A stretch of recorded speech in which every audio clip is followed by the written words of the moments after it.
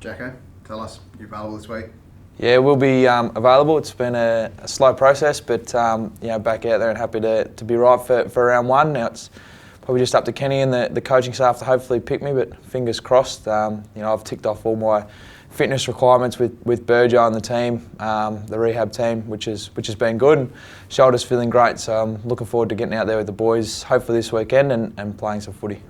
Tell us a little bit about your recovery. You're getting a little bit of a reputation of being a very quick recovery person, so tell us about your recovery.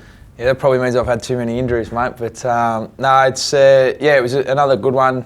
Very successful from the word go. With the surgery went really well. I was able to get into it. It was probably going to be a 12 to 16 week injury, and we're back in hopefully in 10. So it's been a good knock. Obviously, it's feeling great. So I'm really 100% confident with it. Going in, tackling, bumping, doing whatever I have to do to be very competitive for the boys and do my job hopefully on the weekend. Now tell us, if you'll match up this weekend, should you get selected, who are you looking at matching up on? Yeah, well, Fremantle are a different one. They've got quite a few players that can go through there. Obviously got Pav and Sanderlands and Zach Clark, who will go down there at stages. So I mean, us backline we'll have to rotate.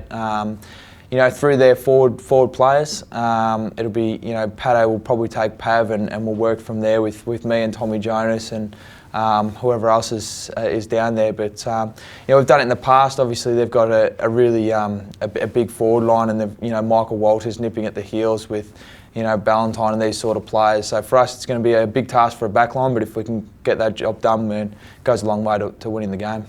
On the whole, what do you expect from Freo? A similar game plan to what they had last year? Is it very much defence first for them?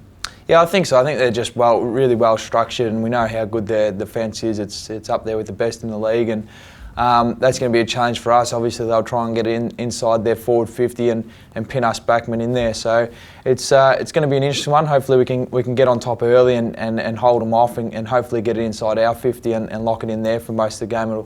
It'll make the defender's job a lot easier. But obviously, at times we're going to be under the pump because we know how good of defensive structure Fremantle have and how well drilled they are. Did something that very few teams do and got a win in Perth last time we played Freo. How much confidence does that give the team going into round one? Yeah, I think huge. I mean, we hadn't won in Perth for quite some time, so I think that game that was a big game as well. I think gives you a lot of confidence to go over there and get the job done again. I think we've improved over this pre-season again, and hopefully the fans and supporters that we've got out there are really looking forward to an even better Port Adelaide.